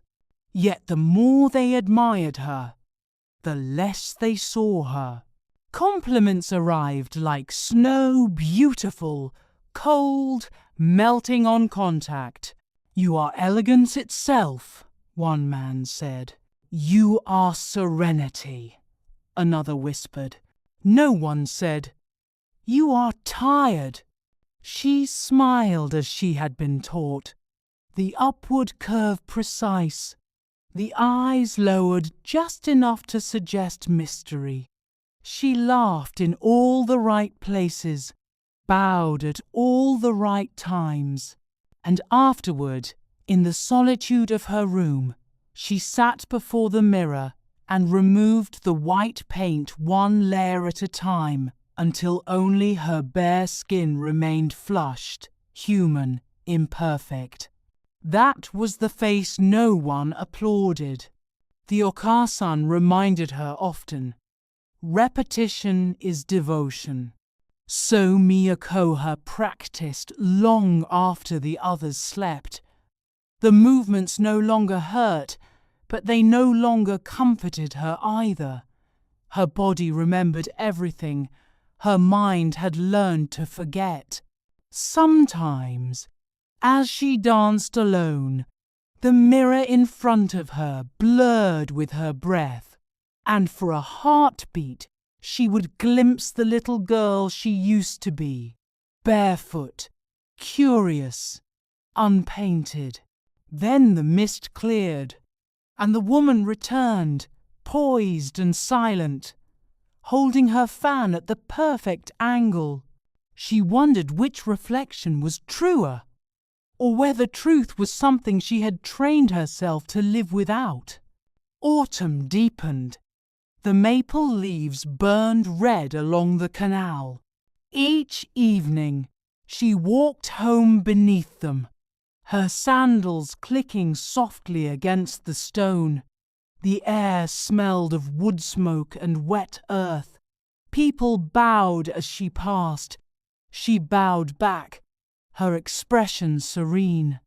But when she reached the gate of the Okiya, she always paused. Beyond it waited the same quiet rooms, the same narrow futon, the same rhythm of grace. She loved this life, she told herself. It had given her purpose. It had given her beauty. It looked like devotion from the outside, but felt like distance from within. Some nights she wrote poems she never showed anyone. A fan opens. Silence blooms. The river carries my name away. Even the moon must practice its light. She hid them under her pillow. Small rebellions made of ink. During the last performance of the season, she danced before a group of visiting nobles. She lifted her fan and moved as she always did, measured, flawless, calm. But halfway through, a strange stillness came over her. She saw her reflection in the lacquered floor, a white face, red mouth, silk wings opening and closing in time with invisible music. The image was beautiful, yes, but it was empty. For a heartbeat, she forgot the steps. The fan paused mid-air. No one noticed her moment of doubt. Only she felt it, the brief, aching realization that perfection had stolen her reflection. Later, washing her hands in the cold water behind the tea house, she watched the ripples break her face into fragments. She whispered to the water, "If I disappeared, would they still remember the dance?" The river did not answer. Winter would come soon. There would be more lessons, more evenings of laughter and porcelain smiles. But that night, lying on her futon, Miyakoha understood the quiet cost of all she had gained. Perfection had given her purpose. Yes, but it had taken her softness, her noise, her easy laughter. What remained was grace, poised upon a thin silence that could break at any moment. Is art to hold emptiness so gently that no one sees the cracks, to vanish beautifully, again and again, until even vanishing becomes a kind of prayer. Outside, the last leaves fell from the maple trees, spinning soundlessly into the dark. Winter broke at last. The snow that had blanketed the roofs of Gion melted into grey rivers that ran between the stones. Merchants opened their shutters again. The smell of charcoal and roasted sweet potatoes returned to the alleys. Inside the okiya, the change of season brought something invisible but unmistakable tension. The quiet harmony that once filled the corridors now hummed with small, sharp sounds. The rustle of silk that lingered too long. Laughter that didn't reach the eyes. Miyakoha was performing often now at tea houses. Yet with every new praise came a new kind of watchfulness. The other Maiko smiled beautifully, bowed perfectly, and behind their painted calm she could sense calculation. They were all daughters of the same house, bound by art, by debt, by silence. But beneath the fragrance of incense, the air tasted faintly of rivalry. Other Maiko were already there. One was whispering to the dresser, her voice sweet and dangerous. The other adjusted her hairpins, pretending not to listen. When Miyakoha greeted them, the first girl turned, smile flawless. "Ah, the favorite of the season," she said lightly. "The Okasan speaks of you as if you were a blessing sent by the gods." Her tone was warm, her eyes were not. Softly, a sound like the strike of glass. "Be careful," she said. "In this house, even blessings can become debts." Later, as she walked to the tea house, Miyakoha wondered whether the words had been a warning or a wish. The evening unfolded in gold and laughter. Candles flared in the lacquered bowls. The scent of sake mingled with the sweet smoke of sandalwood. flawless. Her mind was not. Among the guests sat a man she had not seen before, tall, quiet, a scholar by the look of his hands. When she played, his gaze did not linger on her painted face, but on the instrument itself, as if listening to the sound rather than the performer. When the music ended, he said softly, "The notes tremble, as though they remember the rain." He bowed, unsure how to respond. The Okasan's voice echoed in her mind. A geisha listens more than she speaks, so she only smiled, and the moment passed. After that night, she heard his name spoken in passing. Dr. Hayashi, a historian who visited Gion only during the quiet season, quoting poetry to the geisha as if they might answer with verse. For weeks, their meetings were brief. A conversation about music, a shared silence while sake cooled between them. Nothing improper, nothing that would break the house's rules. Yet something within her stirred each time, the faint, forbidden warmth of being seen as a person rather than a performance. It frightened her. It thrilled her. Once, the okia grew busier. Festivals returned, blossoms opened, tourists filled the streets. The girls laughed louder now, their rivalry hidden behind practiced charm. Miyakoha learned to do the same, to wear calm like silk, to fold her heart into neat, invisible shapes. She once asked the Okasan, "Do you ever grow tired of pretending?" The woman looked at her, expression unreadable. "Our grace," the Okasan replied, "and the world's illusion that it still exists." That night, Miyakoha returned to her room and removed her makeup in silence. The water in the basin turned cloudy, the white dissolving into grey. She watched the last traces swirl away and thought of the man who had said her notes remembered the rain. Outside, the first blossoms were falling. The season of masks had begun. They lingered. They drifted between paper walls, folded themselves into the silk of a kimono, settled in the faint perfume of camellia oil. Everyone knew something. No one said anything.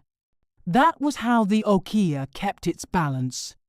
Through silence, perfectly performed. Miyakoha had learned that silence early.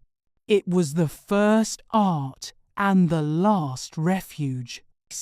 Her rehearsed laughter, her obedience, and beneath them all, a pulse that refused to quiet. In autumn, the leaves turn red like painted lips. Even secrets soften when steeped in silence. The tea cools, the mask remains. It began innocently. Dr. Hayashi asked if she ever walked in daylight. She laughed softly. "We are flowers of the night, sensei. The sun would fade us." He smiled. Garden, near the Shirakawa Canal. It was early morning. The stones were still damp from rain, the trees blooming with pale plum blossoms. For the first time in years, she wore no makeup, just a simple kimono, light grey, with no crest or embroidery. He bowed deeply when he saw her. "I would not have known you," he said. "That is the idea," she replied. They walked slowly among the trees. His were softer, uncertain, almost human. He told her he was writing a book about vanishing traditions, about how beauty survives when the world no longer has time to notice it. "And you?" he asked. "Do you wish to survive or to vanish?" She looked at the ground, at the reflection of branches trembling in a puddle.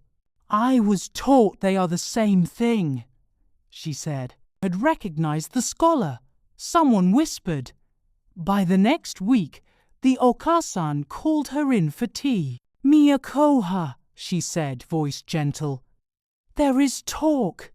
You understand that talk is a luxury we cannot afford." Miyakoha bowed deeply. "There was no offense meant. I know." The woman's tone softened, then sharpened again. "But in this world, intention is nothing. Perception is everything." The lesson was clear. She had been warned not as punishment, but as protection.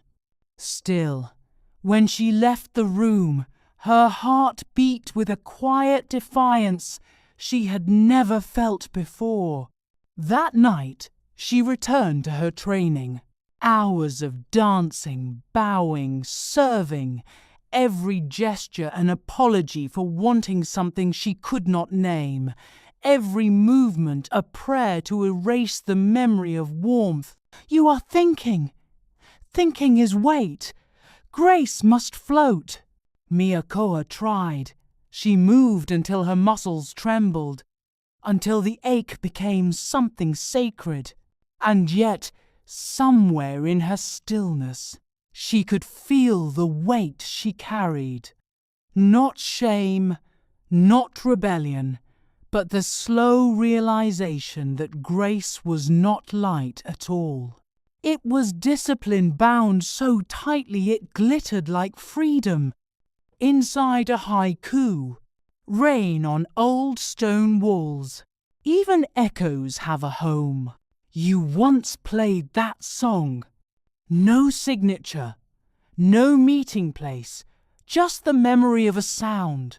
She burned it carefully in the lamp flame, as custom required, but watched the ashes scatter long after. Weeks passed. Performances, ceremonies, endless evenings of practiced delight. She laughed, bowed, danced, poured, all as before. No one saw anything amiss. That was her triumph and her undoing. At night, she lay awake, listening to the house breathe.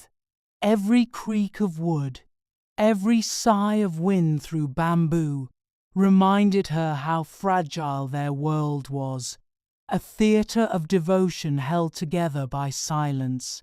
She began to understand the true art of geisha life was not beauty, nor obedience, nor even endurance. It was containment, to feel deeply and show nothing. Yet, some nights, when the city slept, she still imagined walking beyond Gion. No white paint, no borrowed name, no silence, just her own voice and the sound of rain on stone. Part 3. The Fire Beneath Silk. The nights grew longer again. In the streets of Gion, the lanterns burned low, trembling in the wind that rolled down from the eastern hills. Something else, harder to name. The season had turned not with flowers, but with whispers. Miyakoha could feel it in the way conversations paused when she entered a room, in the way the older geisha lowered their fans just a little too slowly. Praise had turned brittle, kindness had grown sharp. She understood then that beauty invited admiration only until it became competition. Quiet, perfect crack that split her reflection in two. She was brushing powder from her sleeve when it happened. The faintest sound, like a thread snapping in another room. The dresser rushed in, apologizing, insisting to replace it. But Miyakoha stopped her. "Leave it," she said. It suits me." For days she kept the broken mirror, the other faintly distorted, almost alive. It was as if the glass had decided to tell the truth for once. That spring, the Okasan announced that Miyakoha would perform at a private banquet for a visiting minister.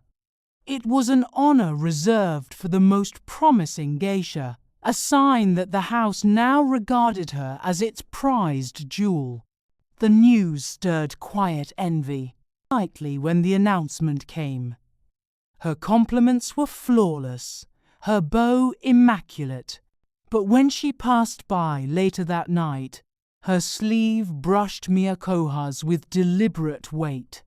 The gesture was gentle, but the message clear: be careful where you shine. The banquet took place in a mansion overlooking the river. Dozens of lamps glowed along the verandas, reflected in the dark water like fallen stars, light like liquid glass. Miyakoha performed flawlessly. Her movements were slow, precise, almost holy. When she danced, the room seemed to exhale. The minister, heavy and self-satisfied, watched her with indulgent admiration. Ayame accompanied her, playing the shamisen with an elegance sharpened by jealousy. Afterward, when the guests left, Ayame lingered. "You dance beautifully," she said. "One who wears it too long." Then she turned, her sleeves whispering like a warning. Not long after, the Okasan summoned Miyakoha again. Her tone was distant, formal. "There are rumors," she said. "Someone claims you accepted a private gift. You understand what that would mean." Miyakoha froze. She had accepted nothing. The only thing given to her was a folded haiku now turned to ash. The Okasan studied her face. "Truth does not matter, child. Only silence keeps us alive." Miyakoha bowed. "Then I will be silent." And she was outwardly. But inside, something had begun to smoulder. That evening, she slipped out after curfew, walking alone through the narrow streets. The rain was light, silver, unending. The city was almost empty. Even the cats had found shelter. At the bridge by the Shirakawa Canal, she stopped. For a long moment, she simply watched the water, its surface broken by circles of rain.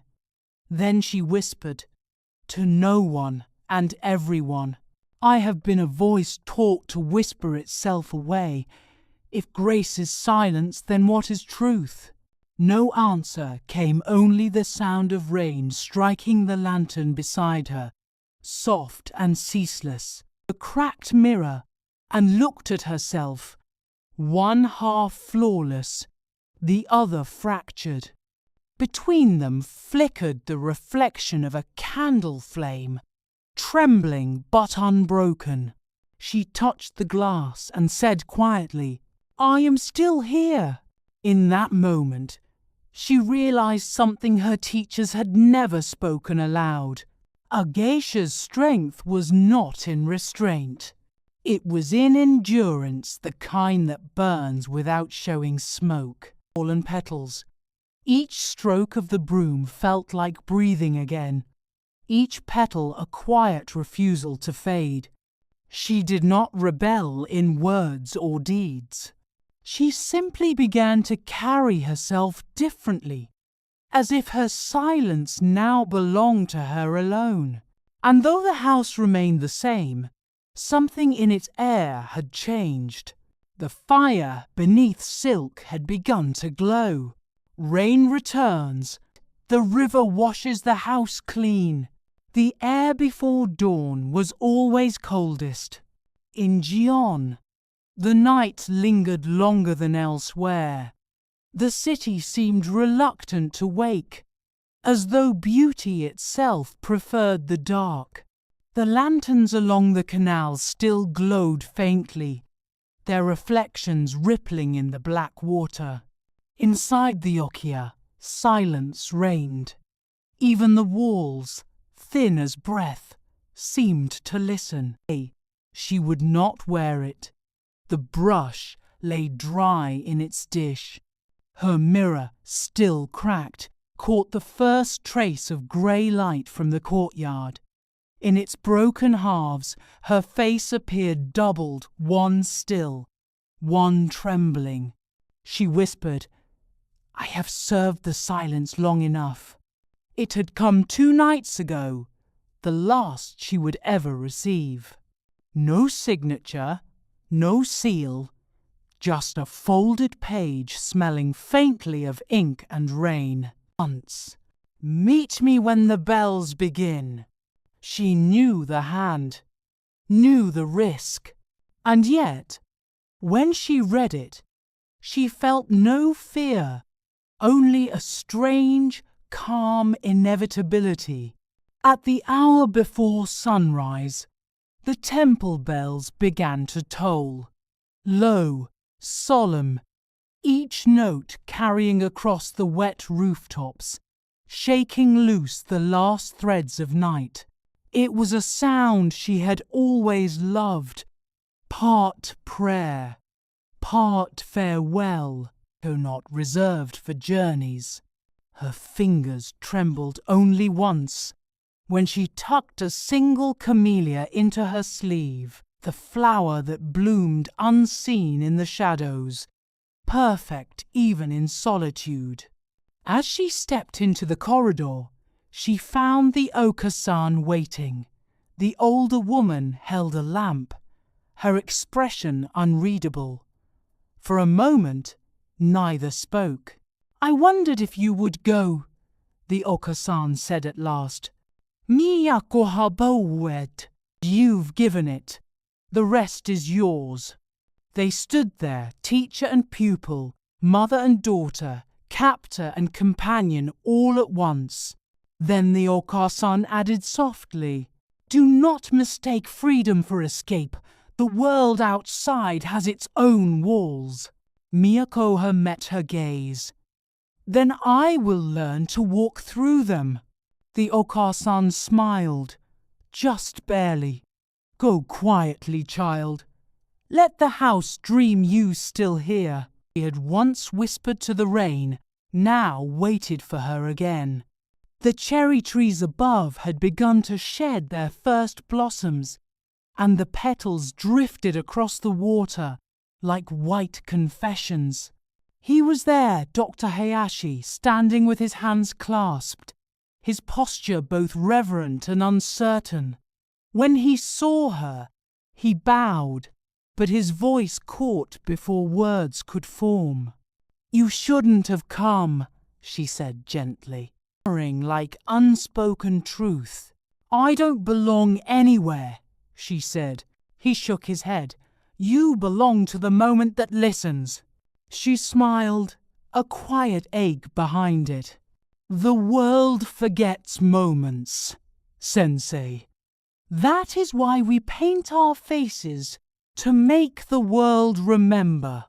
He reached out as if to take her hand, then stopped halfway. "Oto, I will walk until I no longer have to bow to my own reflection." They parted without ceremony. No promises, no vows. Only the sound of footsteps on stone, the whisper of silk against air, the final toll of the morning bell. She did not look back. As she crossed the bridge, she thought of the other girls still sleeping inside the okia, their dreams folded neatly like silk fans. None of it would vanish. It would remain as all beautiful things do, suspended in memory, unfinished. At the city's edge, she paused. The road ahead curved into the hills. lined with willows whose leaves trembled like small green prayers.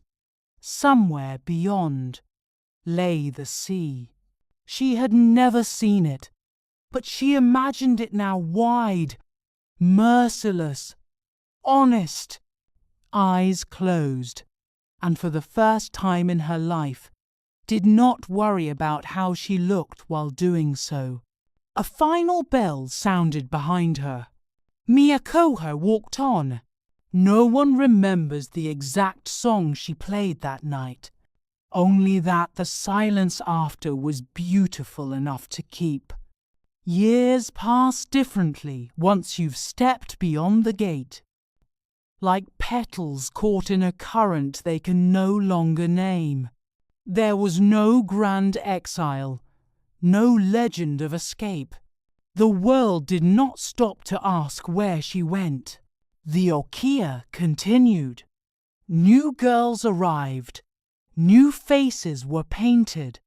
The house survived, as houses do, by forgetting gently. Someone passing through Gion would swear they'd seen her reflection not in a window, but in water, kneeling beneath the plum trees, face bare and calm. Perhaps it was imagination. Perhaps some spirits linger longer than they mean to. Miyakoha had settled far from Kyoto, in a coastal town where the air tasted of salt instead of perfume. When they stumbled, she laughed with them. No one bowed. No one whispered. The tatami mats creaked freely beneath small barefoot feet. Her neighbors called her sensei, never knowing her former name. She never corrected them. She let her new life grow quietly, like moss between stones, small, persistent, alive. At night, she would light a single paper lantern and set it by the window. And why? But every year, on the same night, she would write a single haiku, fold it carefully, and place it beside the flame. The rain forgets me, but the earth remembers steps, soft as borrowed songs. Then she would watch the lantern's light flicker against the sea wind until it dimmed and disappeared, not extinguished, simply absorbed by the dark. One spring, many years later, she returned to Kyoto, still there, narrower, louder, more adorned. Tourists wandered where patrons once whispered. The tea houses still glowed at dusk, but the laughter inside was different now, lighter, emptier. She walked unnoticed through the same alleys she had once swept as a girl. Her reflection in the shop windows startled her not from vanity, but from recognition. The eyes were the same, the stillness too. The sliding doors were repainted, the lanterns new. Through the open window she glimpsed a girl kneeling in the corridor, head bowed, her hands trembling as she poured tea. The sight made her chest ache with something not quite sorrow and not quite pride. When the okasan, a new one, younger, unfamiliar, came out to greet guests, Miyakoha bowed slightly and continued walking. The same stones, only the water was different, younger, impatient, endlessly flowing. She leaned on the railing, watching lanterns being released upstream for a festival. Dozens of them floated past, each carrying a name, a wish, a memory written in ink that would soon blur. When one drifted close, she saw it bore the single character for silence. She smiled. "Mother, who are those for?" "For those we remember," the woman said. and for those who learned how to disappear. Miyakoha watched the lantern drift away, its reflection trembling but whole. For a long moment, she stood perfectly still, as if listening to something only she could hear, a faint music made of breath and distance and forgiveness. Slow and familiar. With each toll, she felt less like a ghost and more like a story, one that would never be told the same way twice. Lanterns fade to dusk, paint and silence turn to rain. Still, the world remembers. And somewhere, perhaps in Gion, a young Maiko paused mid-step, feeling without knowing why the warmth of a presence that once was and would always be, not a ghost, to make silence sing, only with fans, glances, and the small cruelties that hid beneath politeness. Every okia, no matter how tranquil it appeared, held its own unspoken wars. They were waged in doorways, rehearsals, and tea rooms, between women who shared the same powder, the same mirrors, the same dream of grace. Now, years later, Miyakoha could name what she once could only feel: the wars of silk. The Maiko lined up like porcelain dolls, each bow precise, each smile identical, but beneath the stillness, hearts beat in rhythm with envy, ambition, and fear. A misplaced compliment could wound as deeply as a blade. A dropped sleeve at the wrong moment could humiliate. Even kindness was dangerous. An offered hand today might be the same hand that gently pushed you down tomorrow.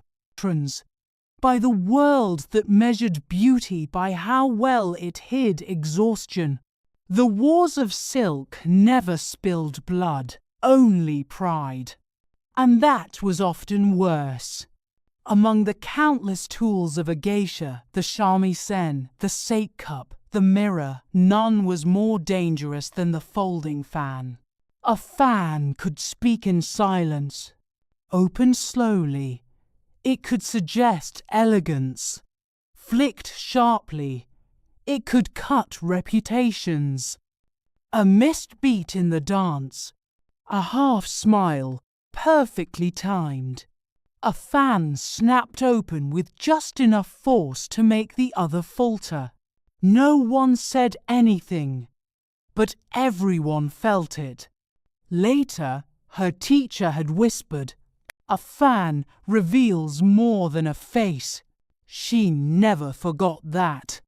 In the okia, diplomacy wasn't taught, it was survived. There were the accidents, of course. A misplaced hairpin before a ceremony. Another girl was unwell. Tiny acts, all deniable, all perfectly graceful. When it happened to her, the loosened knot, the missing ornament, she didn't cry. She smiled, adjusted what she could, and performed anyway. Her dance that night was quieter, steadier. Her movements so deliberate, they silenced the room. Afterward, the Okasan had said, "Control is elegance. Grace is victory that never declares itself, the kind that left no scars visible." As years passed, she began to see the patterns beneath the rivalry. The cruelty was ritual, not chaos. The house tested loyalty by tension, harmony by friction. In their constant competition, the Maiko learned what even men of power never understood: how to wield gentleness as a shield and composure as a blade. Larger performance. When a yami, The rival who had once warned her to be careful where you shine offered a compliment edged with venom. Miyakoha only bowed and said, "How kind that you still notice the light." It wasn't victory. It was equilibrium, the rarest skill in their world. Those silent wars with something close to affection. Not because they were kind, but because they had forged her into something unbreakable. The rivalries had taught her more than the teachers ever did. They taught her presence how to command attention without demanding it, how to remain calm even when her heart burned. They taught her that composure is not coldness, and restraint is not submission. Every glance, every whispered slight had shaped her into a woman who could survive any room simply by standing still. Once, a young girl she taught asked, "Sensei, how do you know when you've won?" Miyakoha smiled. "When you no longer need to be seen winning." The girl tilted her head, puzzled, then laughed a sound bright and untrained. Long ago, before the powder, before the masks, before the wars. In that laughter, she understood that even the quietest rivalries leave something beautiful behind. A shared language of strength, spoken in gestures and glances, not words. That night, as she prepared for bed, she caught her reflection once more in the window pane, faint, silvered by moonlight. The gesture was instinctive, graceful, eternal. "War's end," she murmured, "but the art remains." Outside, the lanterns along the coast flickered like distant memories, small flames floating over dark water. A whisper of silk, a breath of laughter that had once belonged to a house of women who learned to survive beautifully.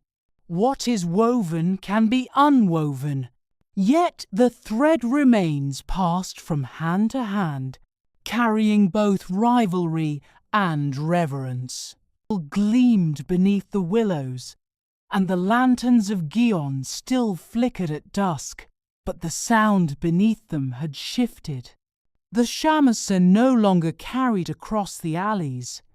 It was drowned by the hum of traffic, the chatter of cameras, the foreign laughter that echoed too brightly in narrow spaces. The world had rebuilt itself after the war, fast and hungry, something to be consumed instead of lived. For the geisha who remained, that was its own quiet grief. When Miyakoha returned once more to Gion, decades older, she found it both familiar and foreign, like meeting an old friend who now spoke a language she barely understood. The okiya, where she had once trained, had become a tea house for tourists. The girls who danced there smiled wider, laughed louder, rehearsed, but missing something, the silence between notes. She stood at the edge of the room, unseen, watching a performance meant for cameras, not hearts. When the song ended, the audience applauded. The applause was quick, polite, already forgotten. She whispered, "Once." They listened as if breath itself depended on the music. Called a Cultural Preservation Society. They met again in a narrow courtyard, filled with fading wisteria. Age had softened Ayame's face, but sharpened her eyes. "You look the same," Ayame said, pouring tea. Miyakoha smiled. "And you still lie beautifully." They laughed an old sound, older than either of them. "The world doesn't want mystery anymore," Ayame sighed. It wants explanation. Nodded. Perhaps that's why we remain, to remind it how to look. Ayame studied her for a moment, then said softly, "The art survives because someone remembers how to breathe that way."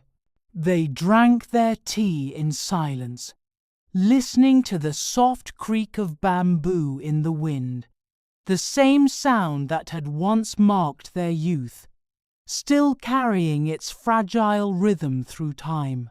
Those who came were young women, some local, some foreign, drawn by nostalgia for a world they had never known. They brought cameras, notebooks, curiosity. She brought stillness.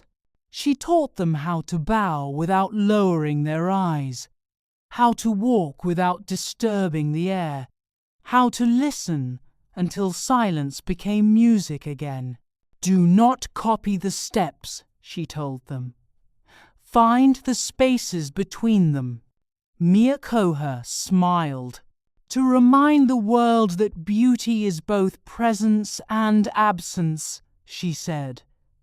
"That what we hide is what gives us meaning." They did not all understand, but they listened. That was enough. There were fewer geisha every year. The old houses closed quietly, one by one. Photographs replaced memories. The art, once whispered from mother to daughter, now sat printed in museum pamphlets, abroad, carrying fragments of Gion to Paris, New York, Seoul. Others simply carried themselves differently, slower, gentler, more aware.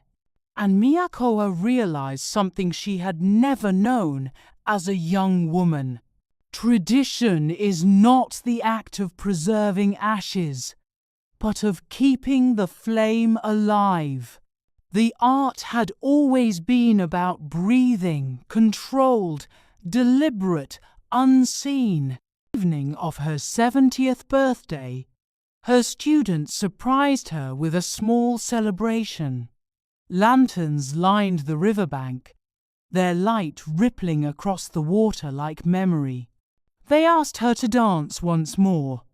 She hesitated, the body old, the knees untrustworthy. But when the music began, instinct returned. She moved slowly, the gestures simpler now, but each one deliberate, glowing with restraint. The soft murmur of the river and the faint scent of plum blossoms. It was not the dance of youth nor of ambition. It was the dance of remembering. And in that moment, the years collapsed, the okia, the rivalries, the silence, the love she had never spoken, all of it became movement, pure and weightless. When the song ended, her students bowed. None applauded.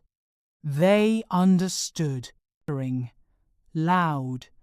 Somewhere beyond the hills, the sea whispered its old rhythm. She thought of the younger women who now carried the art, imperfect but alive. She thought of the ones who came before her, whose names no one spoke anymore. For the first time, she felt no sorrow in forgetting. Memory was not meant to be perfect. It was meant to be shared. It remains in the breath, in the stillness, in the way we leave the world a little softer. The lantern beside her flickered once, then steadied. Outside, Kyoto exhaled a city that had changed, yet still remembered how to glow. And in that breath of light, Miyakoha closed her eyes, her lips forming one final line of poetry. Even silence blooms. When the last song has ended, we keep breathing still, kind of light that forgives everything. A mirror stands before her, its surface clouded with the breath of years. On the table, brushes, powders, silk, the tools of transformation that once turned a girl into a living work of art. Now, her hands move slowly, reverently. The last traces of white fade beneath her fingertips. Red dissolves into pink, then into nothing. The woman in the mirror blurs, softens, emerges, not of fame, but of endurance. She looks at her reflection, bare at last. Lines trace her face like poems written by time. Her eyes hold the faint shimmer of dawn. For a long moment, she says nothing. Then, softly, almost to herself, some performances never end. They just fade into memory. The words hang in the air, fragile, uncertain, she thinks, not to preserve beauty, but to remember how it feels to touch it. All her life, she had been taught that silence was submission, but now she knows the truth. Silence is the art that endures when sound forgets itself. It is the breath before a bow, the pause between two notes of a shamisen, the space between the opening and closing of a fan, crosses the room and opens the window. Kyoto sleeps below, its rooftops wet with dawn. Mist gathers along the river, blurring the line between sky and earth. In that haze, she sees echoes of every moment: the first dance, the broken mirror, the faces that taught her both cruelty and kindness. They are all there, shimmering like silk caught in wind, vanishing as softly as they appeared. Control. It was about letting go beautifully. A single candle burns beside the mirror. Its flame trembles once, then bends, then extinguishes. For a moment, there is only darkness, but not emptiness. The faint sound of rain begins, slow and rhythmic, as if the world itself were breathing. Somewhere, far away, a shamisen plays one last note, clear, solitary, suspended in the silence that follows. No name, only a woman, and the stillness she made sacred. Outside, dawn touches Kyoto. The first light glows faintly against the paper walls. A strip of silk, forgotten, weightless, drifts across the floor and settles near the mirror. And in that quiet moment, when even memory exhales, the world seems to bow in return.